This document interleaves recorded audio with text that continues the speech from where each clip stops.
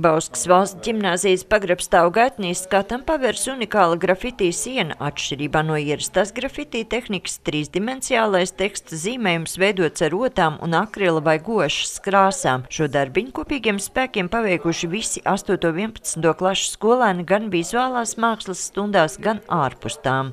Es uzzīmēju savu vārdu visādās krāsās. Darbs bija patīkams. Jo citur jau nevarētu taisīt, jo šeit ir vizuāls mākslas kabineti. Un tagad izskatās labāk tas koridors? Jā, protams, izskatās lielisks. Sienas apgleznošana ļāvusi skolēniem apgūt teopiska teksta pamatprincipus, turklāt grafitī ļauj noslēpt pelējumu uz sienas un vietumus nokritušo apmetumu. Šajā gadījumā es uzskatu, ka tas tomēr ļoti pozitīvs piemērs, jo droši vien varbūt, ka šis projekts, ja viss būtu perfekti un ideālā kārtībā, varbūt, ka šis projekts nemaz šeit mums nebūtu.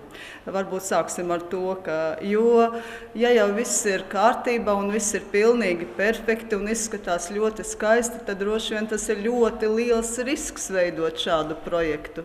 Pagrabstāvu gaitenis ir viena no telpām, kas jaunu izskatu iegūta 2 gadus ilgušajos remontdarbos, kuru izmaksas pārsniedz 1,2 miljonus eiro. Pie nekvalitatīvā pagrabstāva remonta esot vainojams uzņēmums Starbak, ar kuru joprojām turpinās tiesvedība par it kā nelikumīgu līgumu laušanu.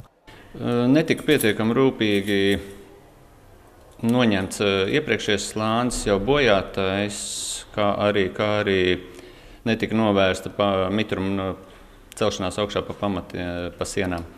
Cik ilgi košā siena priecēs skolēnus gan nav zināms, jo gaiteņa remontdarbi atkal ieplānoti Eiropas Savienības struktūra fondu projektā SAM, kurā Bauskas valsts ģimnāzijai remontdarbiem un jaunu kabinetu iekārtošanai būšot 2,3 miljoni eiro.